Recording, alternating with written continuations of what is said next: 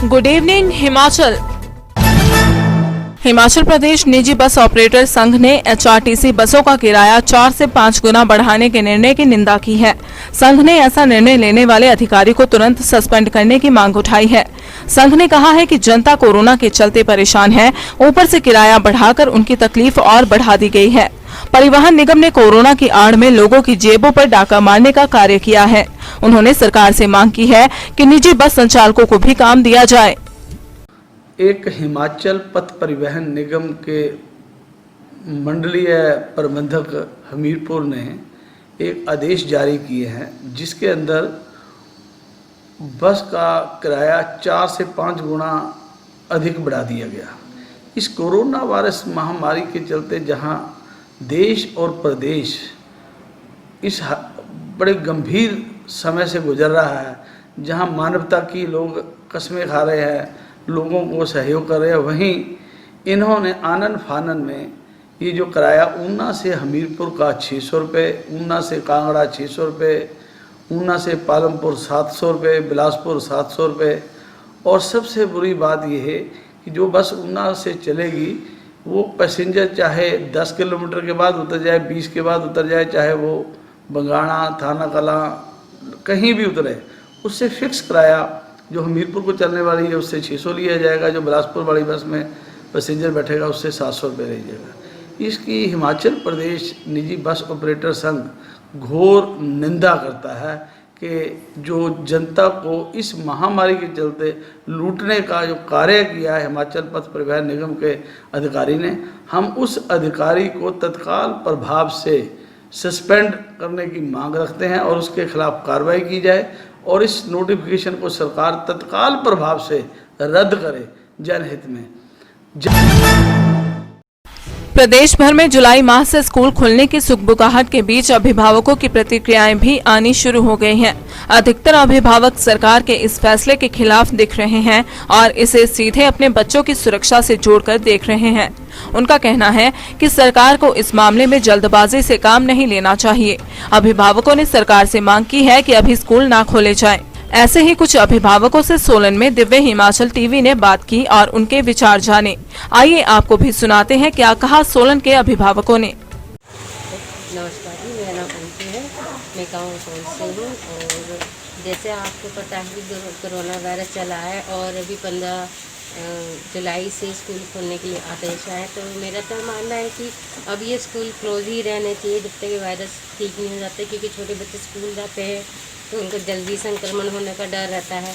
तो मैं यही चाहूँगी कि जब तक संक्रमण ख़त्म ना हो जाए तब तक स्कूल खुलने के आदेश नहीं होने चाहिए बच्चों के लिए। लाइफ टाइम हमारी बच्चों की लाइफ की वजह हम हैं, अगर वो ठीक है तो हम ठीक है। धन्यवाद जी। मेरा नाम पूनम शर्मा है। हमें सूचना मिल रही है कि जुलाई से जो स्कूल खोले जा रहे हैं तो हम इसके अगेंस्ट है, क्योंकि बच्चे अभी छोटे हैं और वो सोशल डिस्टेंसिंग का पालन नहीं कर पाएंगे, तो हम इसकी फेवर में नहीं है। छोटे बच्चों के लिए बिल्कुल भी अभी स्कूल नहीं खोले जाने चाहिए। और बच्चों की जो ऑनलाइन स्टडीज़ चलती है हम उससे सेटिस्फाई है, क्योंकि मेरा बच्चा अभी केजी में है, सेंट ल्यूक्स में है, तो टीचर्स काफ़ी एफर्ट्स कर रहे हैं बच्चों को पढ़ाने के लिए और हम भी उन्हें सपोर्ट कर रहे हैं टीचर्स को। तो हम उससे सेटिस्फाई है, क्योंकि वायरस का इसका है बहुत स्प्रेड हो रहा है जल्दी। बच्चों के लिए बिल्कुल भी नहीं है, इम्यून सिस्टम बहुत वीक होता है बच्चों का, तो उस चीज़ के लिए हम बिल्कुल अगेंस्ट है अभी कि स्कूल नहीं खुले जाने चाहिए। और हम स्कूल के साथ सेटिस्फाई है, ऑनलाइन क्लासेस के साथ। मंडी जिला के तहत बहना, भड़ियाल और चंदयाल पंचायतों में गुरुवार शाम को व्यापक ओलावृष्टि होने से नकदी फसलें तबाह हो गई। ओलावृष्टि इतनी जबरदस्त थी कि बड़े बड़े पेड़ों की टहनियां भी टूटकर गिर गई। वहीं फलदार पौधे आम, आड़ू, पलम, लीची आदि पौधों के फल और पत्ते झड़कर जमीन पर ढेर लग गए। सबसे ज्यादा तबाही सब्जियों के पौधों में, जिनमें टमाटर, भिंडी, खीरा, कद्दू, घिया, तोरी तथा फ्रांसबीन है, जो ओलावृष्टि की मार को न झेलते हुए धराशायी हो गए। बल के विधायक इंदर सिंह गांधी ने राजस्व विभाग को नुकसान का आंकलन करके रिपोर्ट पेश करने को कहा है। कल जो दिन को याबल में जो ओलावृष्टि या भारी बारिश जो हुई है, उसके नुकसान का जायजा मैंने आज सुबह 5 बजे से लेकर 10-11 बजे किया।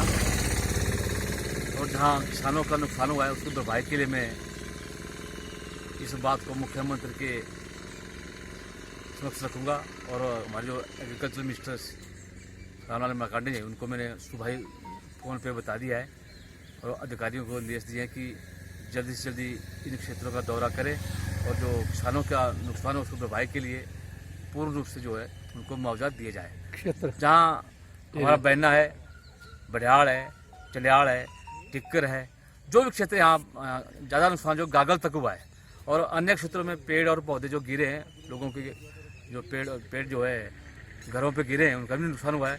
मैंने अधिकारियों को निर्देश दिया, एसडीएम साहब को सुबह बोला कि आप पूरे बल का जायजा लीजिए और जहाँ जहाँ नुकसान हुआ है उनको पैसा समझ जितना उनका नुकसान हुआ उनको मुआवजा दीजिए। ये मैं आपको अनलॉक के उपरांत परिवहन निगम की बसों की आवाजाही तो शुरू हो गई, परंतु निगम के पालमपुर डिपो की बसों में सवारियों का अभाव है। यह निगम के अधिकारियों के लिए चिंता का विषय बना हुआ है। इससे निगम को रोजाना घाटा उठाना पड़ रहा है।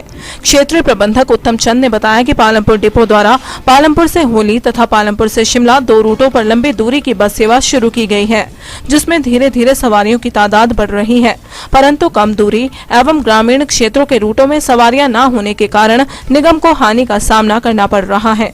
कुछ रूटों को बंद करने पर विचार चल रहा है।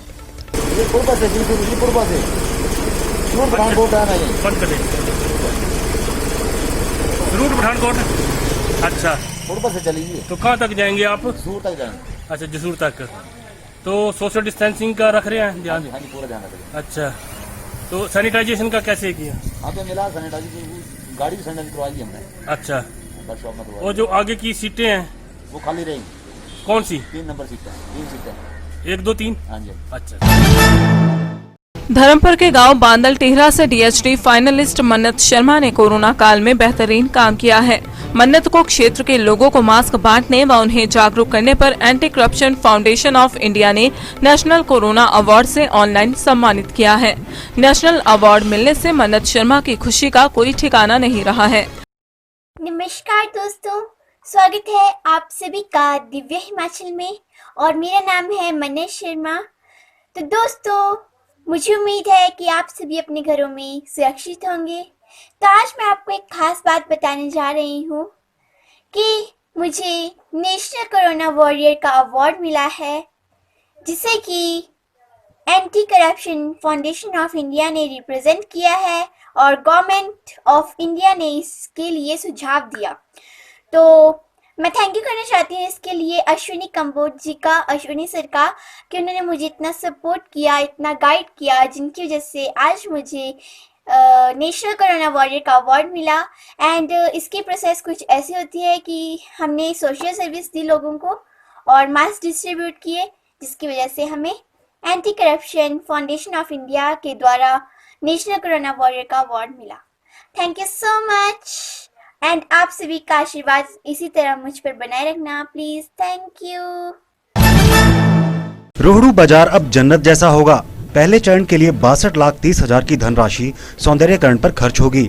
ओल्ड बस स्टैंड तक पहले चरण का कार्य 1 सप्ताह के अंदर शुरू हो जाएगा, जिसके लिए बेहतर गुणवत्ता वाली इंटरलॉक टाइल भी पहुंच गई है। बाजार के सौंदर्यकरण का जिम्मा स्वयं नगर परिषद रोहड़ू ने संभाला है।